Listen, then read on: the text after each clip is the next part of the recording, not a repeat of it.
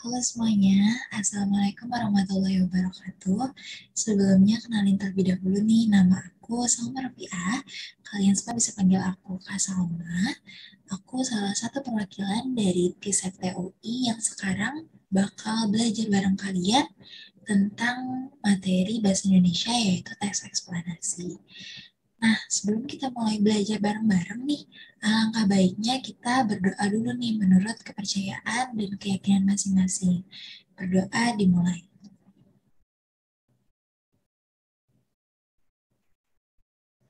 Amin. Berdoa selesai. Oke, selanjutnya ada pokok bahasan nih teman-teman supaya kalian makin ada gambaran. Yang pertama ada apa itu teks eksplanasi, terus ada fungsi dan ciri-ciri, topik, struktur, dan yang terakhir ada latihan soal supaya kita semua makin mengerti sama materi hari ini. Oke, langsung next aja. Oke, slide selanjutnya itu langsung aja ada apa itu teks eksplanasi. Mungkin aku mau nanya dulu nih sama teman-teman sekalian, kira-kira apa sih yang pertama kali terlintas di pikiran kalian ketika mendengar kata teks eksplanasi? Jadi, teks eksplanasi itu adalah salah satu jenis teks di bahasa Indonesia yang menjelaskan tentang suatu fenomena atau suatu peristiwa mulai dari asal-usulnya, terus proses terjadinya peristiwa tersebut, sebabnya, terus akibatnya juga, supaya pembacanya makin mengerti nih terhadap fenomena yang sedang terjadi saat ini, gitu teman-teman. Terus langsung next aja. Nih, supaya lebih detail lagi teman-teman ngerti tentang teks eksplanasi, ada fungsi sama ciri-cirinya. Kalau misalnya fungsi dari teks eksplanasi, itu untuk jelasin fenomena yang terjadi, serta sebab dan akibat dari peristiwa tersebut berdasarkan kenyataan. Jadi, biasanya topik-topik yang dibahas pada teks eksplanasi itu adalah kejadian-kejadian nyata yang terjadi di lingkungan kita sehari-hari. Terus selanjutnya nih teman-teman ada ciri-ciri dari teks eksplanasi. Yang paling umum yang teman-teman harus tahu ciri-ciri dari teks eksplanasi. Yang pertama, informasi yang disampaikan itu pasti berdasarkan fakta, berdasarkan kejadian nyata. Yang kedua, topik yang disajikan biasanya erat dengan kehidupan sehari-hari.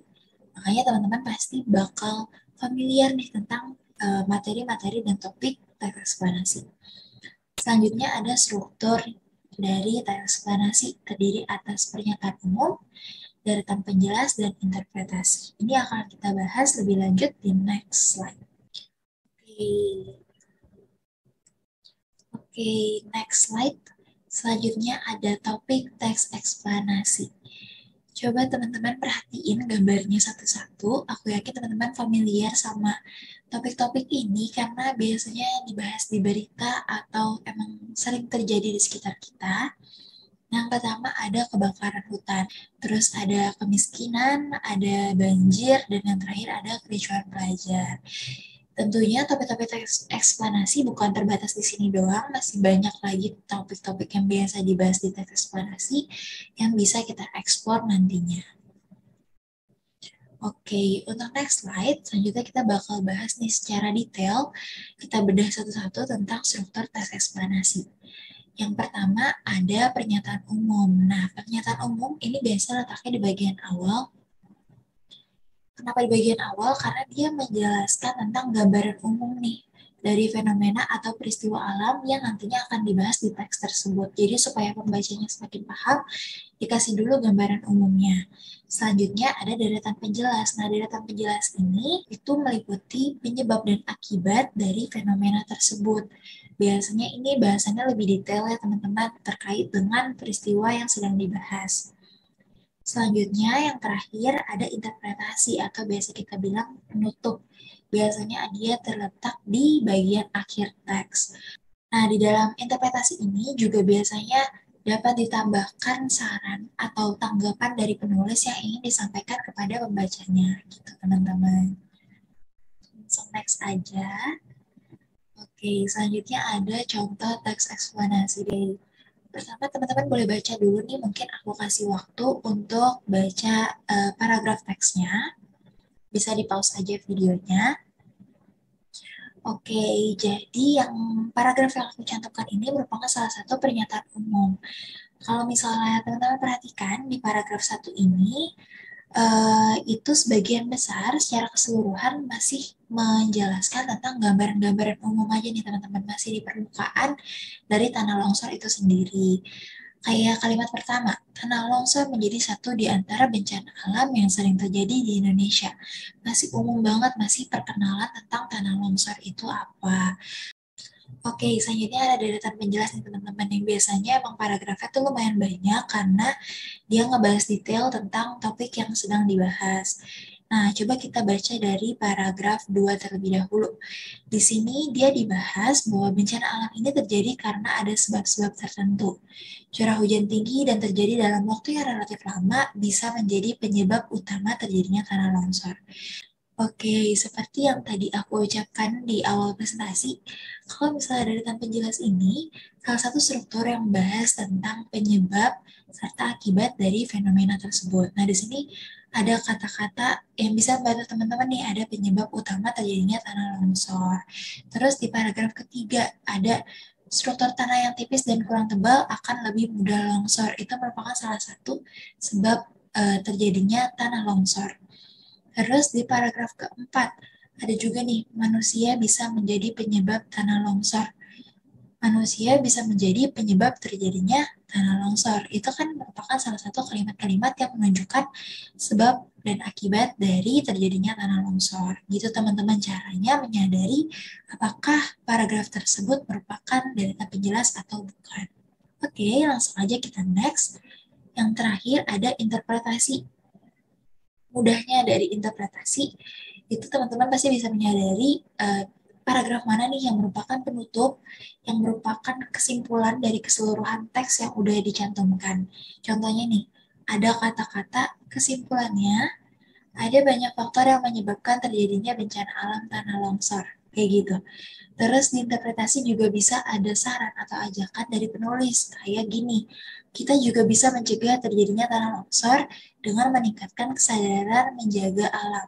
Ada kata-kata kayak gimana sih cara kita supaya mencegah terjadinya tanah longsor. Ada ajakan, ada saran dari penulisnya, kayak gitu teman-teman. Oke, kita bisa next langsung. Oke, jadi selanjutnya ada latihan soal nih teman-teman. Aku yakin kalian semua bisa dan mengerti karena soalnya nih lumayan gampang kalau misalnya kalian dengerin pemaparan materi aku tadi. Jadi soal yang pertama ada tujuan teks eksplanasi adalah. Tadi kan udah aku sebutkan ya tujuan dari teks eksplanasi. Dia itu mencantumkan peristiwa dan fenomena yang sedang terjadi saat ini agar dapat dibaca oleh para pembacanya. Jadi yang paling pasti dari tujuan eksplanasi adalah yang C itu yaitu untuk menyajikan informasi berupa fakta yang terjadi secara jelas kepada pembaca. Oke, benar teman-teman. Selanjutnya ada nomor 2 nih. Boleh dibaca dulu. Ini lumayan gampang ya teman-teman. Salah satu topik dalam penulisan teks eksplanasi adalah peristiwa alam. Berikut ini yang merupakan contoh peristiwa alam. Peristiwa alam tuh peristiwa yang terjadi emang karena alam gitu, Bu. Nggak ada campur tangan dari manusia. Yang pertama, pengangguran. Pengangguran tuh lebih ke peristiwa atau fenomena sosial ya, teman-teman. Terus ada pemukiman kumuh, ada tsunami, ada tawuran. Jawabannya yang benar yang C, tsunami. Oke, selanjutnya nomor 3. Ini soalnya agak panjang, teman-teman. Jadi bisa teman-teman pahami dan teman-teman baca terlebih dahulu. Oke, jadi yang diminta di soal ini adalah teman-teman ngurutin nih angka dari 1, 2, 3, 4 sampai 5 supaya bisa jadi kerangka teks eksplanasi yang tepat untuk dibaca. Oke, teks eksplanasi biasanya diawali dengan gambaran umum dari peristiwa atau topik. Berarti yang pertama adalah definisi dari gempa bumi. Definisi atau gambaran umum supaya pembacanya paham apa sih itu gempa bumi gitu. Selanjutnya, habis definisi, kira-kira pembaca mau tahu apa lagi nih selain definisi?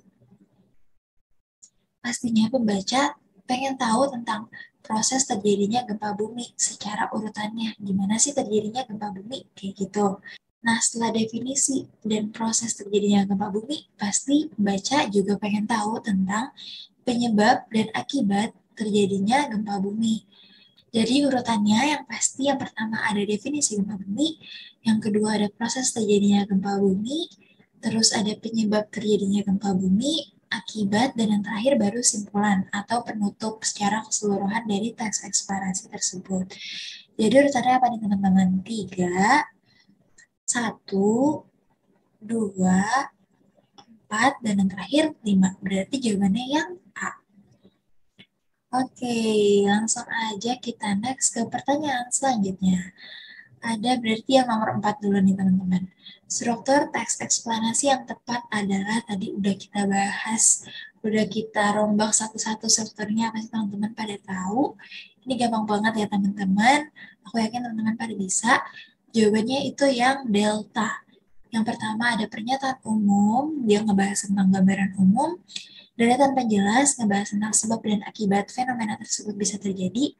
Dan yang terakhir, interpretasi atau simpulan dari teks eksplanasi. Oke, selanjutnya kita bakal ke soal terakhir. Soal terakhir agak panjang, teman-teman. Kalian bisa baca aja nih. Inti dari pertanyaannya, kalimat yang bercetak tebal termasuk kalimat, wah kalimat apa ya itu? Kalian bisa baca dulu kalimat yang bercetak tebal. Globalisasi yang ada cenderung mendorong masyarakat menyukai gaya hidup milik negara asing dan semakin meninggalkan budayanya. Untuk itu, marilah kita tetap mencintai budaya dan produk bangsa sendiri. Nah, ini ada kata kunci yang bisa membantu kita untuk mengenali kira-kira kalimat yang ini tuh termasuk struktur teks eksplanasi apa sih? Ada kata untuk itu marilah kita tetap mencintai budaya dan produk bangsa sendiri. Itu merupakan salah satu kalimat ajakan yang ingin disampaikan penulis kepada para pembacanya. Berarti termasuk ke dalam struktur interpretasi. Benar banget. Yeay, karena ternyata udah selesai nih pemaparan materi dari aku. Kita juga udah ngerjain soal bareng-bareng juga. Aku harap teman-teman semua bisa mengerti pembelajaran yang telah aku sampaikan tadi. Dan sebelum menutup pembelajaran hari ini, alangkah baiknya kita tutup dengan doa juga. Berdoa menurut agama dan kepercayaan masing-masing, berdoa dimulai.